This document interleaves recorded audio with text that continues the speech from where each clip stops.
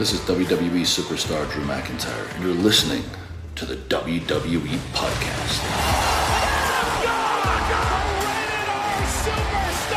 The champ is the one that everybody wants, me. Becky Lynch is going to WrestleMania. Claymore! Austin 316 says I just whipped your ass. This is my idol. You're going to acknowledge me. Welcome to the Mailbag here on the WWE Podcast. It is Thursday, September 8th, 2022, and I hope everyone's doing well. I almost didn't do a mailbag this week, guys.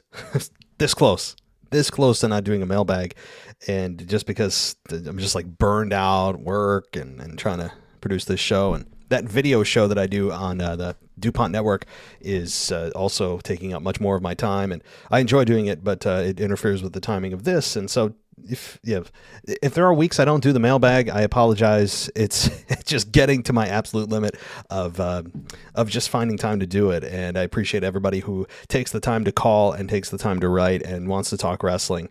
But just so you know, moving forward, this week was very close, this close, but I'm here. And we're going to dive into the mailbag. I also want to say thank you to everybody who provided some feedback on Patreon on how to make the show better. I'm reading your feedback. I haven't gone through everything yet. You guys got a lot of suggestions, and we're trying to make the show better and give you a better value for your dollar over at Patreon. And you can go ad-free if you want to join there too. So let's get into it here, and let's not waste any time and get right to the mailbag from Jeff Hay, one of the patrons of the show, supporter of the show. And he says, Braun Strowman, I feel like he's been brought into Raw to try to remedy the absentee top guy problem. Do you think he has any legitimate chance to bring a major title back to Raw sooner rather than later? So no. The reason I say no is I think they're going to try to position Braun Strowman as a SmackDown guy. He said he's going to SmackDown, and I'm reading reports that they're going to try to keep him on SmackDown. So if that's the case, then the answer is no. If for somehow he can float, or he comes back to Raw, or the draft brings him to Raw, the only major title he could bring over is the Undisputed Championship, but that seems to be on forever lockdown on Roman Reigns. So, second question. Every now and then I hear you use the industry vernacular that I'm not quite familiar with. I'm struggling to remember the exact terms at the moment, but things like spot, blown up, squash matches, etc. I'm familiar with most terms, but I was wondering if you could add a 30-second segment each week where you could define an industry term for your audience to further educate us on the subject matter that we all love and ensure we're all on the same page while listening in on the show. Thanks for your insight, your engagement with the audience, and your hard work you put in for the fans. Well, thanks, Jeff. So I don't mind doing that, but I also have never been asked that before. So I would assume that most people understand me, or they don't and just go, I don't know what he's talking about, and just listen to me ramble. So if there's how about this, Jeff? Rather than me guess what people don't know or what you aren't familiar with, excuse me, if there's something you don't know, ask me in the mailbag. I'll be happy to answer that every single week. Say, you said something like this. What is this? I think it's definitely worth doing. I think I'm not trying to sit up here and be a teacher to people, but if there's a term you hear me say, ask me, because I don't know what you heard me say. So, I mean, heel or babyface or hot tag, like, I mean, there's so many to choose from. But okay, thanks, Jeff. Let's see here. Let's get to Noah, and he writes in and says, you mentioned on your current State of WWE podcast that you don't see a major payoff for Roman dropping the belt. In my fantasy land, I want Roman to drop it at WrestleMania 39 to Kevin Owens. I'm imagining the amount of face heat that could be put on Kevin and shoot him to the moon. Maybe it comes down to Cody and Kevin at the Rumble, and Owens barely hits Cody over the top rope. And Kevin with both belts, in my mind, just feels like unlimited cake. It's that good. Thoughts? So Kevin Owens becoming a top champion is absolutely in the cards, but I don't think Kevin Owens is going to be the one to take it off Roman Reigns. I wouldn't mind it. And I think that actually there's some legitimacy there, especially now that Triple H is in charge. He clearly views Kevin Owens a little bit better, a little bit higher up in his mind than Vince McMahon did. So there's absolutely a much better chance of this, but I just don't think it's WrestleMania, because it's The Rock or bust. And I don't want, again, I can't make this any clearer. I don't want The Rock challenging for the championship. So that means you'd have to get the championship off Roman before WrestleMania. Unless Triple H feels like it's a good idea. I don't, but maybe he does. Either way, it's The Rock versus Roman at WrestleMania or bust. And I hate to say that because Roman and Kevin haven't faced each other in 18 months and there's still some fun to be had there. But it's Rock or Roman at WrestleMania. That's it. It's the only option. And if it's not that, people are going to be very disappointed. There's just no two ways about it. What are they going to have? Roman versus Braun Strowman at WrestleMania? I mean, who hasn't Roman faced that could be a blockbuster main event? The answer is nobody. Stone Cold Steve Austin? He kind of came back last year. I'd love it, but not for a championship. So if it's for the championship, even though I don't want The Rock to challenge for a championship, The Rock has to be in there regardless. So, but I love Kevin Owens as champion. Absolutely. And there are bright days ahead for Kevin Owens in the next 365 days, I believe. At some point in the next year, Kevin Owens will be a major champion. If not Universal or Undisputed, whatever they make it. All right. Thank you so much, Noah. And let me see if I have another. I don't have any other internal messages from patrons. So let me turn to my inbox. I have a couple of them. By the way, you can email us at mailbag@wwepodcast.com. So let's get to that next email. And it's from Levi Graham. And he gives us some top 5 dream matches that we won't ever see. HBK versus AJ Styles, Sting versus Undertaker, Steve Austin versus Brock Lesnar, Edge versus Bret Hart, and Chyna versus Trish Stratus. Well, I would say, out of all those, the most probable, if there was one, Steve Austin versus Brock Lesnar. And in fact, they keep teasing it. Over the years, they've teased it a few times, and you know what? I would say the door is about 2% open for that because Stone Cold came out of retirement last year. Now, did he have an exact Stone Cold match, and did he have a true wrestling match? No, but if given enough time, I think that he might get the itch to come back on a short-term basis, and Brock Lesnar would certainly be an opponent of choice. Those two never crossed paths outside of one time on SmackDown in 2004 before WrestleMania 20. And then, of course, Stone Cold stunned him at WrestleMania 20. The very last move that you saw Brock take before he went to the NFL tryouts and nearly or just missed the NFL team and made the last cut, or didn't make the last cut. But anyway, all right. Let's get to our next email here, and it's from Rocky T, and he says, "Hello, WWE Podcast. Rocky T here. Shout out to Mr. and Mrs. Casual Wrestling Fan. Last week when I wrote my email, it was early Monday before I heard that y'all were announced to read the emails. Otherwise, I would have directed it to you. But Clash at the Castle, the highlight of the night for me, Dominic turning. Instantly, I care about this kid and his character. I won't tune out when he's on my screen now. A grade A premium live event overall. I have a soft spot for second and third generation wrestlers or family factions. Legacy with Randy Orton, Cody, and Ted DiBiase Jr. comes to mind, and the Hart Foundation, as well as I know a lot of fans are upset with the outcome of the main event. I am too, but I can live with it, considering the bloodline is expanding. If the Usos or Wiseman interfered to help Roman win, it would have been 2 thumbs down for me, but since it was a debut of a new member, 2 thumbs up. Yeah, well, I see why, Rocky, that you are you're letting it pass because it's something new being added to this. But the problem is for most fans that the result is the same. No matter how many spices you add to this dish, I think most fans are just over it. But good. I'm glad you enjoyed it. So I know it's over 2 months away, but I'm hoping Triple H has big plans for changes at Survivor Series. For years, it's been champion versus champion from the respected brands of Raw and SmackDown. But since it seems there's no more brand split, why should we keep the format for the card? Well, we shouldn't. And we should get rid of the brand split at this point. I'm a fan of the brand split if you follow the rules. If you're not going to follow the rules, don't insult my intelligence by telling me there's a brand split and then 2 weeks later, with no explanation, violating those very rules you told us were so important and critical to have a brand split. That's the problem. But I hope they do switch up Survivor Series. I don't want champion versus champion. I really don't. At least on the basis of just an exhibition match. They have no consequences other than bragging rights. They might as well call it the bragging rights pay-per-view. Assuming the Bloodline keeps all the titles till Survivor Series, then we don't have a champion versus champion scenario for the Universal Champion versus WWE Champion or Raw Tag Team Champs versus the SmackDown Tag Team Champs, which would be okay with me because I don't like the Survivor Series pay-per-view. It's a staple event for the company, but it's an exhibition match with no meaning other than props or pride. That's exactly right, yeah. I mean, unless Roman Reigns faces himself, which I'm sure if they could make happen, they would.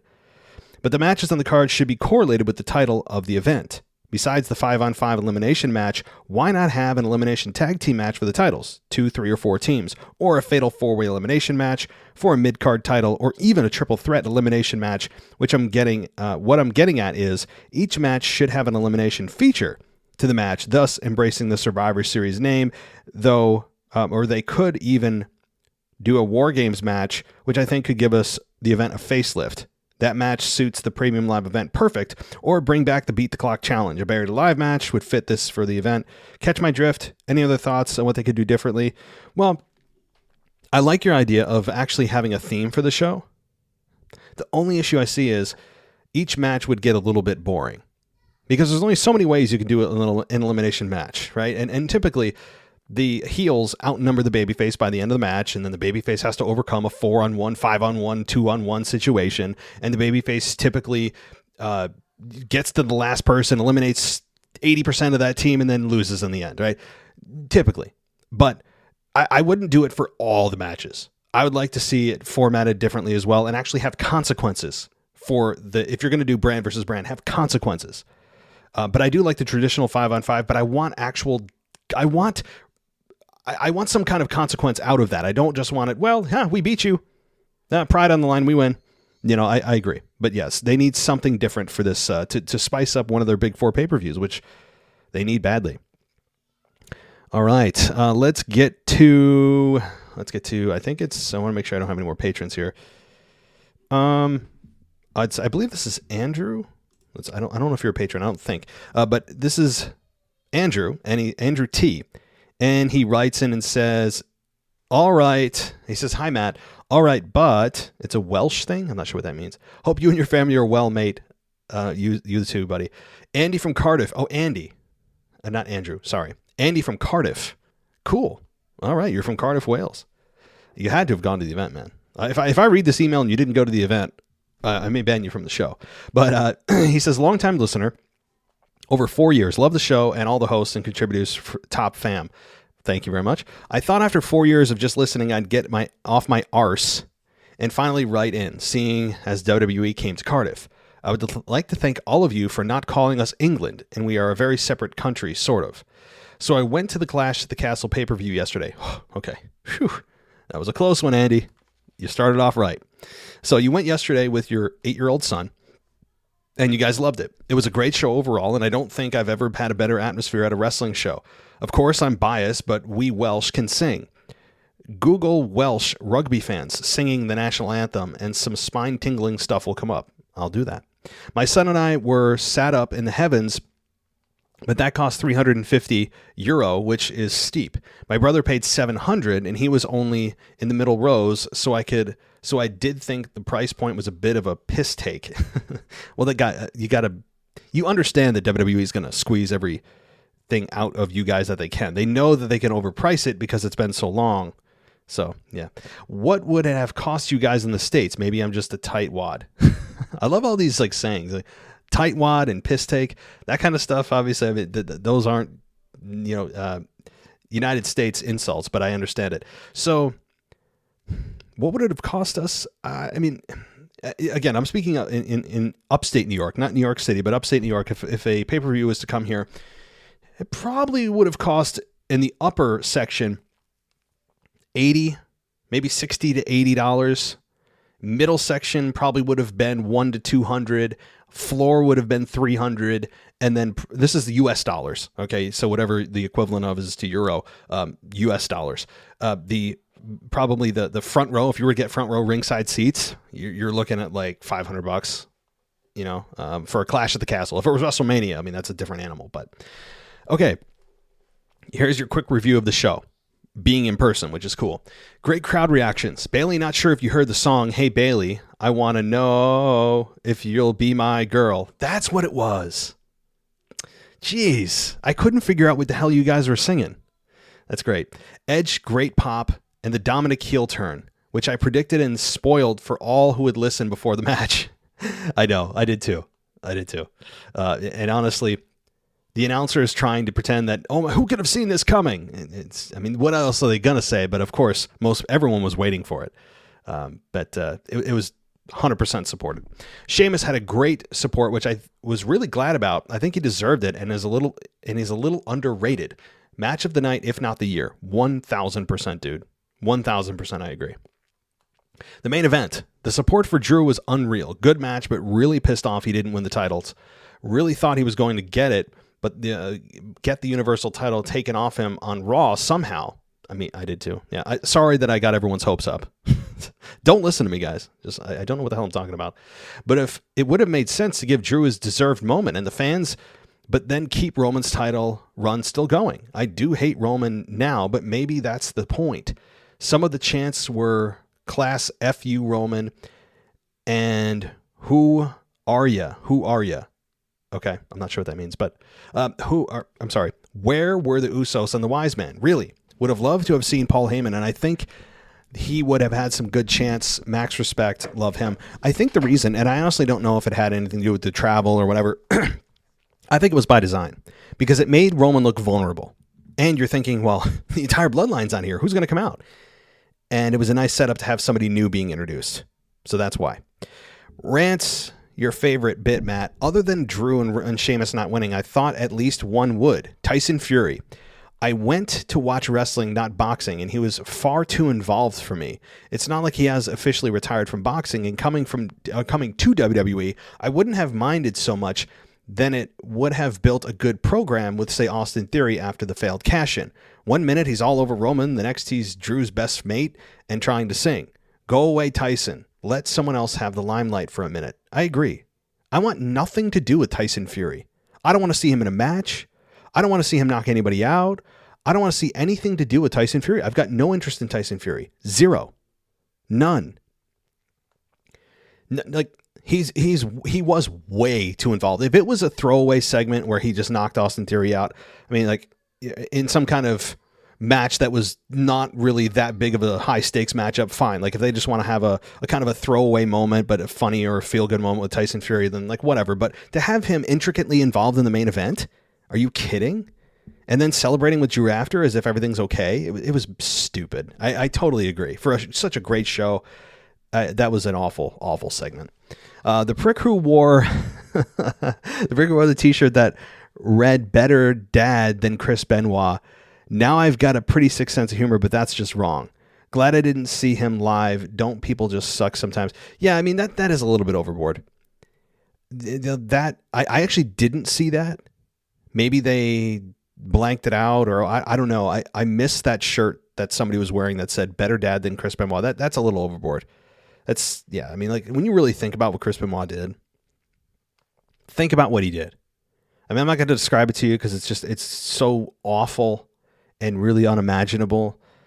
But when you really look and read what Chris Benoit did, like if you go to Wikipedia and you look at the articles and you read what the police found and stuff, it's just, yeah, there are certain things you just still, no matter how much time passes, that time doesn't help it. And I agree. Shout outs. You, Matt, for our number one tribal chief. I acknowledge you. Oh, well, so people are acknowledging me without me asking, huh? Okay, cool. My boss, my brother. Well, you can't choose family. The Blue Brand, Mike and John. That show has come on so well. Fair play to both of them. I listened to the show John did solo the other day, and a Blue Brand all the way. The gardener, get him back on. I love his random food analogies. Yeah, I got to have him back on. We actually had a discussion, Michael Gross, the other day. We're going to try to fix him at some point. Yes, I agree. Memphis Mark, the Oracle. What doesn't he know about wrestling isn't worth knowing. So that's great. You know what? That should be his tagline. I'm going to put that on the website or something. What he doesn't know about wrestling isn't worth knowing. That's hilarious. A WFTW boys, Clash show. Feel like they've been doing it forever. So good. Anthony, love your State of WWE shows. I think they are my favorite. P.S. Get the girls back. I miss Mary, Ashley, and Mimi. Finally, all the listeners keep doing what I usually don't. You guys rock. Keep up the good work, and thank you, Andy from Cardiff. Well, thank you, Andy, for that very fun analysis, and I'm glad you enjoyed yourself with your son. And look, I want to get the girls back. Mimi has, she just left because she has just other personal commitments. That's all. She's got a busy life.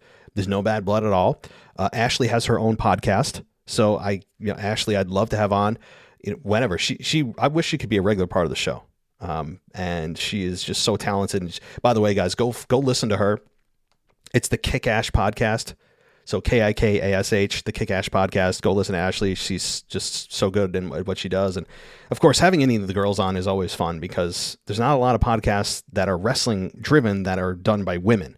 So I totally agree. You know what? You've inspired me to reach out to Ashley. I think I will. So thank you so much, buddy. I really do appreciate it. And yes, what he doesn't know about wrestling isn't worth knowing. That's perfect. All right. Let's see what else we've got. I want to talk to, let's see. How about Joe, who actually went also to Cardiff, and he said, I'm just about recovered from a huge come down from my 3-day weekend in Cardiff. I want to say by saying it was absolutely fantastic, and the WWE went all out for the fans. There was an Undertaker memorial around the castle displaying his old gear and other memorabilia, and a gaming area where fans could compete on 2K22. That's awesome. See, stuff I would never know. The merch shop was incredible, and I felt spoiled for choice. The day prior to the event, me and my partner were lucky enough to meet the British Bulldog's daughter. I also bumped into referee Charles Robinson in a bar. I'd been sampling some of the Rock's tequila, and he was more than happy to stop and talk and was very humble. The morning of the event, the street were rammed full of fans dressed up as wrestlers, putting on matches in the middle of the street, or just drinking in their favorite wrestler's t-shirt. The event itself was incredible. The crowd was electric. I was part of the 2% who were acknowledging Roman, which made it fun. And the crowd doing Seth's entrance and singing to Bayley was also so much fun. I hope they come back to the UK again, as it was by far one of the best weekends I've ever had, and it was good to be able to be a proud fan rather than hiding in the shadows. Roll on next year. I have attached a few pictures from my experience. I see those pictures, man. That is awesome. Charles Robinson, British Bulldog's daughter. You're in front of the castle. I see. That's really cool. Really cool, Joe. I'm jealous, and it's cool to hear these things that you'd never know otherwise. And I know that you guys are desperately over there, desperately in the UK asking for WrestleMania. I don't know if it'll ever happen, but if you listen to Triple H's press conference after the show, he did say basically that, yeah, we're coming back. He used this as kind of a test, and it had more than passed the test based on the reaction he got from fans and the overall weekend experience. WWE will be coming back, maybe on a semi-regular basis like they do to Saudi Arabia. So I very much am jealous, buddy. And you, I wish I could have been there. But life. So very cool. All right. Let's see if we have any more emails. I want to check on that. And we have Jeff from the Philippines, and he says, I'm going to discuss AEW because they are the biggest talk in wrestling the past few days. Tony Khan was looking forward to an AEW and WWE interpromotional event. Now that WWE is under new management. Now he is not looking forward to it anymore because of how WWE talent treated him, tampering with talent contracts. He said he showed nothing but love towards WWE, which is untrue. Ever since the first AEW show, he has allowed his talents to take shots towards WWE at any moment. Tony Khan even called out Nick Khan during the beginning of the AEW New Japan Pro Wrestling partnership. He said that there is only one Khan professional wrestling, and it's not Nick. We complain about WWE trying to change history, but they're not the only one who does it. Yeah. So I as I look at AEW's promos, especially from MJF and others, first of all, let me just say MJF is, I would argue with anybody, is the best promo in professional wrestling, hands down, right now, currently in 2022. But that said, it seems a little bit just kind of immature for them to constantly be hammering on WWE and the moments of the crowd saying, oh, as if, oh my God, they're mentioning WWE. While WWE pretends they don't exist on the mic, AEW is doing everything they can to get the reaction from fans by mentioning WWE during promos to get attention. And it just, I don't think that that's a good strategy anymore. I just don't. But okay, we can now confirm that it's not a work. Tony Khan stripped CM Punk and the Elite of their championships after a brawl happened backstage during their press conference. I'm a big fan of the Elite, but I'm not going to defend them. I don't like CM Punk. He will probably just complain about his AEW run in the next 10 years, just like what he did with WWE. It's funny that them when they were booked to be the top guys of the company, to be good representation of AEW, but they ended up acting like juveniles. Yeah, this is a bad day for AEW, bad week for AEW. And I'm sure CM Punk will go on Jericho's podcast and whine and complain, and he'll just say, that he's the victim in all this, and kind of the passive aggressive, I don't know anybody anything, all that kind of crap. I'm really over CM Punk. I'm done with it. I don't think this turned him heel in a wrestling sense, that it's a good, in terms of a good way to turn him heel. I think it just turned fans off. Like, it didn't turn fans against, it turned them off of CM Punk and the AEW product. I think some of them honestly are just turned off. It's not a good look. Even if this was a work, honestly, that may in some ways be worse. But okay, I just hope that the next AEW World Champion gets a decent run with the title. It's been a mess in the past few months. Punk got injured after Double or Nothing and wasn't stripped of the title. Moxley was crowned as interim champ, but his reign wasn't acknowledged. Punk returned and lost to Mox in the Undisputed Championship match, which I believe was like really quick, right? It wasn't even a good match. Punk regained it all out and is now stripped of the title because of what erupted during the press conference. The next champion will be put in a tough spot to revitalize the title. Yeah, AEW just in general is in a tough spot, Jeff. They're just in general in a very PR kind of damage control mode. Like, as fans, how can you be impressed with this? And honestly, if you're an employee of the company, like for Jim Ross, for example, how can you not be embarrassed to be a part of a company that allows these things to happen? And it's ridiculous. So if I was anybody associated with AEW, like, I'd be embarrassed right now. I really would be. But thanks, Jeff. I appreciate the email. And hold on, I'm just double checking everything to see if I got all the emails. I got 3 inboxes here. I do think that does do it. I have other stuff, but we've got some voicemails, so let's get to those voicemails right now. Hello, WWE podcast. It is Owen from the UK. I am back, finally. I know it's been a long time, Matt. I've still been listening to the podcast every single week. I haven't left. If anyone remembers the Resident Hill days, respect to you. You've been here for a long time, but yeah, I'm back because the most recent pay-per-view was WWE Clash at the Castle, and I've just finished it, so I'm giving my viewpoints on it. So obviously, if something happens at Raw, which contradicts anything that I say, I'm sorry I haven't seen Raw yet, it's tomorrow. But yeah, I've just seen Clash at the Castle, so I'm just giving my opinions on it. I would like to say, first of all, the crowd, I was very, very proud, especially at the end. Some matches, I think the crowd was a bit quiet, maybe when it was, no one from the UK fighting, like Liv Morgan versus Shayna Baszler. I think the crowd was kind of quiet then. Maybe that's because not all fans are like really watching it actively, and especially for Liv Morgan, Shayna Baszler, I don't think people really knew who to support, because Liv Morgan isn't really a credible champion in my opinion, and Shayna Baszler obviously is the heel, so it's kind of difficult in that scenario. And a few other matches, the quiet maybe was a bit quieter than I expected, but overall, especially for the Sheamus match and especially for the main event, really made me proud to be British, if you know what I mean, because there was things in there which Americans aren't going to understand. I understand that, like a lot of the chants, and I think chants is a word that Americans use as well. I'm sorry if that makes no sense. Basically like a song. A lot of them were like what we call football, you call soccer, like themed, if you know what I mean. So we have certain things, like as football fans, which is a lot of the UK, which go to which when we sing at soccer, and they replaced a lot of it with wrestling terms. So like a lot of the songs may have sounded different to American fans, and that's just like the UK, showing our culture basically. And yeah, I think we were loud. I think we were louder than, especially in that main event, I've never heard a louder, more passionate, more all in tune to being to babyface. We all were, as you'd say, well behaved, to being supportive of the babyface Drew McIntyre. And I actually thought Drew was going to win, and fair enough, Roman won. I'm not going to lie, I've never watched NXT in my life. I didn't know who that guy was. The commentators explained it well, saying he was, the younger brother of the Usos.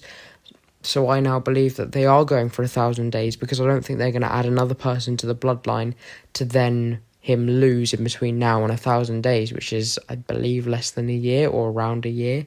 It's not long. In a relative, he's over 2/3 of the way.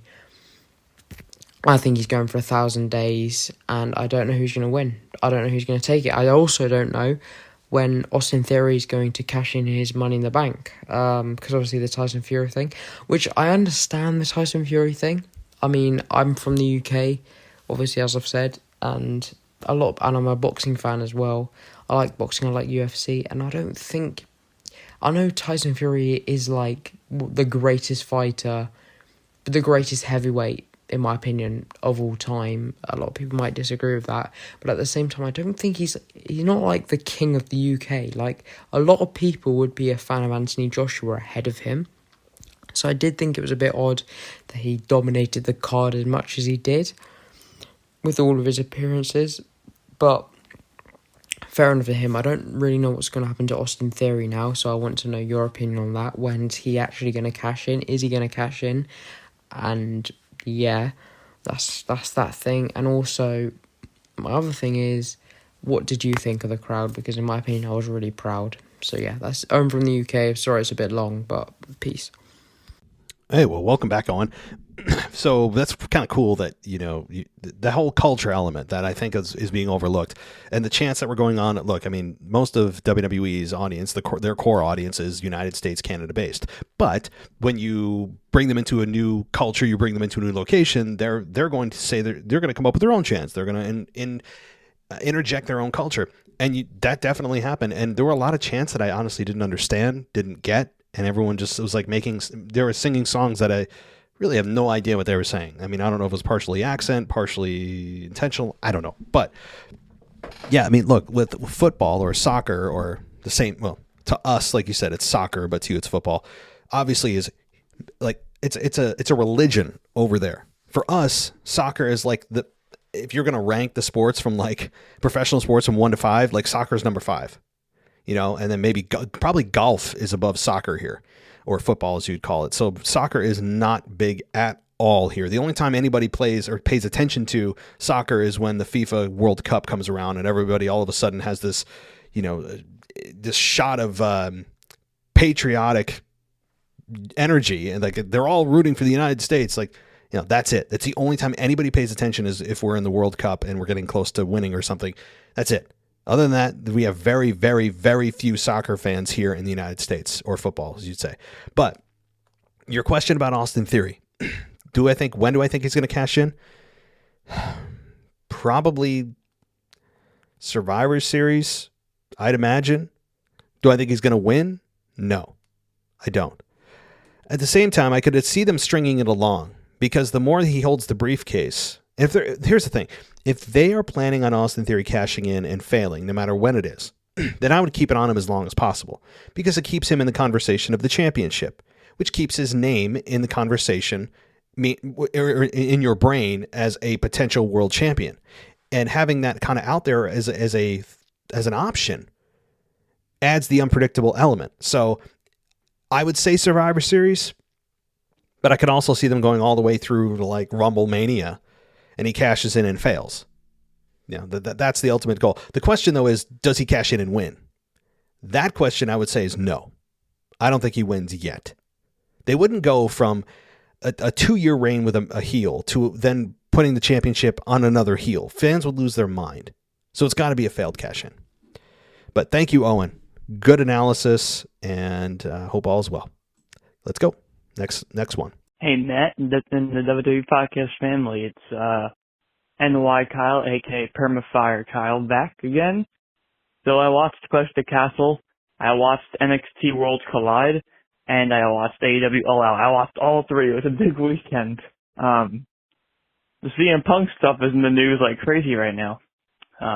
Anyway, I just finished your current state of WWE, Matt, and oh wait, did you see? I don't know if you heard the news. Today's Monday, by the way. So if I miss it, if I'm saying anything that's outdated by the time the mailbag comes, that's why. Have you heard that Triple H is now the head of, what is it? I think it's like Chief Creative Officer, something like that. That's good news. He's getting elevated even more. Another thing I want to mention, NXT Worlds Collide. I know you're not caught up with NXT and all that, and you don't watch it all the time, but I recommend the main event of that show. Braun Breaker versus Tyler Bate, NXT title and NXT UK title unification match. That match might be my match of the year. My God, it was freaking incredible. I'm just saying now, I recommend it. It was awesome. Another thing, MJF, his return was freaking awesome. I'm shocked though because CM Punk won the world title from Jon Moxley in his hometown of Chicago, and in Chicago, MJF got a bigger pop. So that makes me think, could they turn him babyface in the future? I don't know. Let me know what you think, Matt. If you think they're going to turn him babyface in the future after that reaction he got. My last thing, with 3 minutes is almost up. I have a question for you all that I thought of earlier today. If you could choose anyone that you want to win the title from Roman, who would it be and why? My pick is Seth Rollins because they have so much history, number one. Number two, Seth Rollins needs the goddamn frickin' title. So, yeah, that's it. Also, I have questions for Mr. Casual Wrestling fan too because he loves Roman Reigns still like me. He agrees with me that's not getting stale. So I want him to answer it too. Anyway, that's it for today. I'll talk to you guys next week. Hey, Kyle. So, who do I think is going to take it off Roman? Ultimately? Ooh. I don't want to say The Rock. Let's pretend that doesn't exist. I'm going to say Seth Rollins. I mean, I could see Seth Rollins being resurrected here, or Kevin Owens. I know Kevin Owens has made a case over the last month that he is now a major star in the company. And, you know, he has been, but he hasn't been recognized as one. And I think Kevin Owens is an absolute candidate. Braun Strowman is floating out there. I hope it's not Braun Strowman. Honestly, he's not really that interesting of a character to me. But I think Seth Rollins is the number one candidate. Now, the argument against that is, well, you're going to go from heel to a heel. But wouldn't you automatically turn Seth babyface if you had them in a match? The answer is yes. So I think it's going to, you know, on the current roster, you also have Drew still out there. You know, it's tough. It's tough because Roman's literally gone through everyone. And it's a matter of, okay, as we recycle those same people on the second or third try, who could actually do it? And I think Seth Rollins is probably number one, followed closely by number two with Drew McIntyre, and number three, Kevin Owens. How about that? And as far as your question about MJF turning babyface, well, we saw on AEW Dynamite, I actually saw he quickly turned on the crowd, and he was in Buffalo and had a Josh Allen jersey on, their quarterback, the Bills quarterback, and then just chucked it and called them all losers, and Josh Allen sucks, so he's back to a heel. But it was hilarious that he got a pop from the Chicago crowd in CM Punk's hometown. But could MJF be a babyface? He could. But I think he is the best heel that any professional wrestling has right now, bar none. Is he the best in the ring? No. But boy, has he got the personality, he's got the character depth, and he has got his mic skills on like a 5 or a 6 out of 5 star level. So, all right. Thank you, buddy. Let's get to our last few voicemails here. Hello, guys. Your European champion, Alex, the French guy. It's been a long time here. I didn't have time to write in or to send an audio. I've been along, my master's degree and every exams, so still waiting on the results. I hope we'll be all right. With that out of the way, I just wanted to address that from now on, I strangely am behind Roman Reigns' title reign. Even though I was before, I am more. The only part I'm not agreeing is for him to hold the 2 titles. I figure that he should drop one title, the WWE Championship, and keep on the other one. But as you said, and as you think, and as I think every wrestling fan is figuring out, I don't see one person in the wrestling business right now to drop the title on Roman Reigns, clean or with shenanigans. Cody Rhodes will be a name, all right?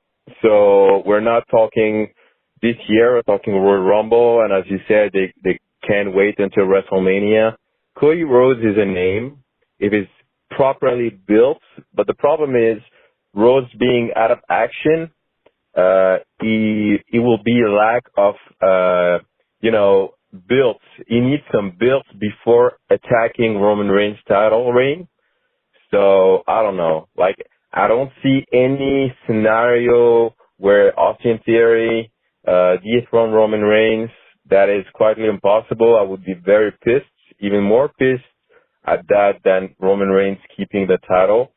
With that, I am behind Mr. Casual Wrestling Fan. I am behind you, man. Like, I know, like, it's contagious, I really like. And, I just wanted to share my thought on this and say a quick hi to the wrestling, to the WWE podcast community. So see you again, guys, and take care. Alex, the French guy, how are you, buddy? So you are one of the few, my friend, that are acknowledging Roman Reigns as champion. And could it be Cody Rhodes? Yeah, that's a name I haven't really thought about, at least on my list I just gave a previous listener. He's on the list. I'm not a subscriber to that. I actually don't like Cody Rhodes. I'm not a fan of his personality. I mean, not as a person, he seems like a genuinely good human being. But the babyface Cody Rhodes that everybody just automatically, without thinking, subscribes to, I'm not on board for. And here's why. As a babyface, you need to be relatable. You shouldn't talk above people. You should talk to people. You should feel like you are one of the people. Cody Rhodes feels far from that. Now, I know his mission statement when he came back said he wants to win the title for his dad, the championship that his dad couldn't ever win. I get that. So there's certainly a reason to believe he could be the next champion and could be the one to win the Rumble that everyone thinks he's going to do and then challenge Roman Reigns. If, The Rock doesn't face Roman at WrestleMania. I mean, who knows? Seth could win it at Rumble, or rather Survivor Series, and then you could have Cody win the Rumble and you have a Cody versus Seth championship match at WrestleMania. I think that's absolutely possible. That's what I think could happen. Seth beats Roman. Then Cody comes back and challenges Seth. Cody wins the championship from Seth at Mania. How about that? But as far as the Cody Rhodes babyface thing, the reason I don't like it is he's none of those things that I just described. He's none of those things. He is not relatable. He has a dad that died. That I think he's really just completely exploiting at this point. It's not even like feel sad for him. I don't even feel sad for him that much because, and I do feel sad for him from an actual loss perspective. Like everybody knows somebody or yourself that has gone through a loss of a family member or a friend. It's horrific. It's awful. And it never really goes away.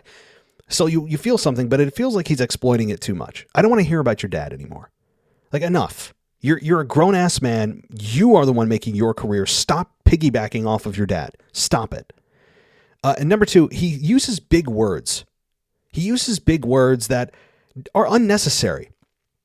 As almost as if he's trying to let everyone know or come off as well-read. And he knows big words and he comes off as intelligent by using bigger words than necessary in his promos. Go listen. And he also dresses in suits. That is usually a heel move. It just all adds up to me like he feels, I feel like there's like an arrogance about him that he doesn't explicitly bring out, but kind of can't help it that he brings out. And I don't think he's self-aware enough to know that he's doing this. I'm just not a babyface Cody Rhodes guy. I think he's an excellent talent, and I would absolutely hire him on my roster and all that. But I don't prescribe to the Cody Rhodes babyface run. I don't.